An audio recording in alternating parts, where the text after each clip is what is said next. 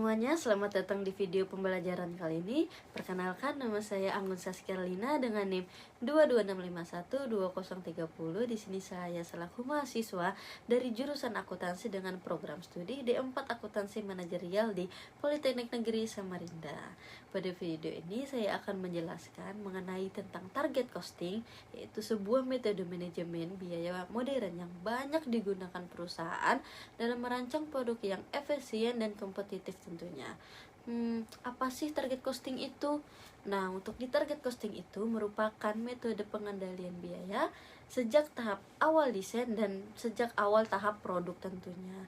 Konsep ini berangkat dari pemikiran bahwa dalam persaingan saat ini perusahaan tidak bisa sembarangan menentukan harga jual hanya berdasarkan biaya produksi, tetapi harga jual itu justru ditentukan oleh pasar dan konsumen. Sedangkan perusahaan juga itu harus menyesuaikan biaya agar tetap memperoleh laba yang diinginkan. Jadi metode ini itu sangat membantu bagi perusahaan untuk menekan biaya sebelum produk diproduksi sehingga tidak ada pemborosan yang terjadi di akhir. Lanjut di pembahasan selanjutnya, yaitu mengapa target costing itu muncul. Karena persaingan industri itu semakin ketat dan teknologi itu sangat berkembang, dan juga konsumen itu semakin kritis terhadap harga dan kualitas. Selain itu, 70-80% biaya produksi sudah terkunci pada tahap desain, sehingga penghematan di tahap produksi sering terlambat. Dengan adanya target costing, perusahaan ini bertindak proaktif dalam perencanaan biaya, bukan hanya mengkontrol biaya di akhir. Masuk di tahapan target costing, secara umum proses penerapan target costing itu melalui beberapa tahapan yang sangat penting. Yang pertama itu riset pasar dan penentuan harga jual, atau bisa disebut dengan perusahaan itu terlebih dahulu menganalisis preferensi pelanggan dan harga produk persaingan untuk menentukan harga yang siap dibayar oleh konsumen. Dan yang kedua itu menentukan target laba, harga jual pasar dikurangi target profit, atau bisa disebut juga menghasilkan allowable cost atau biaya yang diizinkan. Dan yang ketiga itu ada estimasi biaya awal dan analisis fungsional desain awal produk yang dihitung biaya current cost-nya untuk melihat apakah sudah sesuai nih dengan targetnya.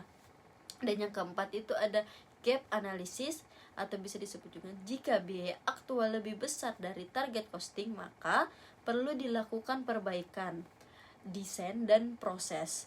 Dan yang kelima itu ada value engineering, atau bisa disebut dengan perbaikan desain atau mengurangi biaya tanpa mengurangi fungsi dan kualitas yang dihargai pelanggan. Contohnya, mengganti material lebih efisien dan menyederhanakan bagian produk. Dan yang terakhir itu menghemat biaya logistik. Masuk di siapa sih yang terlibat? Nah, untuk di target costing tidak hanya tanggung jawab bagian akuntansinya saja, tetapi melibatkan tim lintas fungsi seperti bagian pemasaran, bagian desain produk, bagian produksi, hingga bagian pemasok. Karena keputusan desain akan sangat menentukan efisiensi biaya nantinya. Dan untuk peran konsumen dalam target costing itu ada metode ini berorientasi pada pelanggan. Yang pertama, fitur yang mereka butuhkan, dan yang kedua itu kualitas yang mereka rasakan, dan yang ketiga itu harga yang mereka anggap itu wajar.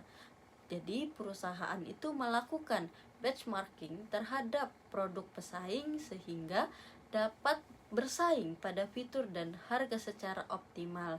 Nah, untuk di dua pendukung utama target costing itu untuk memastikan efisiensi terus berjalan, perusahaan juga menerapkan value engineering, atau bisa disebut dengan pada tahap desain, dan bisa ada juga disebut kaizen costing, atau bisa disebut juga dengan saat produksi berlangsung keduanya bertujuan untuk mengurangi biaya tanpa mengorbankan fungsinya. Nah, di sini saya akan mengambil studi kasus, contohnya itu Toyota. Nah, Toyota itu merupakan pionir dalam penerapan target costing. Mereka itu mampu menekankan biaya produksi bahkan hingga 20% dalam pengembangan model kendaraan tertentu tanpa mengurangi kualitas dan keamanan sebuah produk.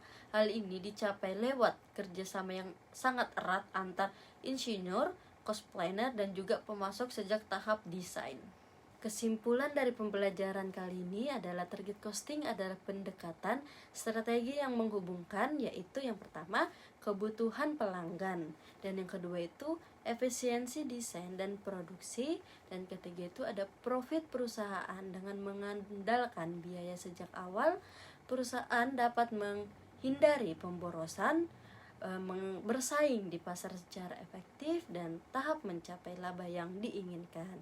Sehingga target costing bukan hanya cara menghitung biaya, tetapi juga cara berpikir dalam menciptakan sebuah produk yang tepat untuk di pasar nantinya. Sekian dari pembelajaran ini, semoga ini dapat sekian pembelajaran kali ini. Semoga penjelasan ini dapat membantu kita memahami bagaimana perusahaan memastikan produk tetap berkualitas dengan harga yang terjangkau bagi konsumen.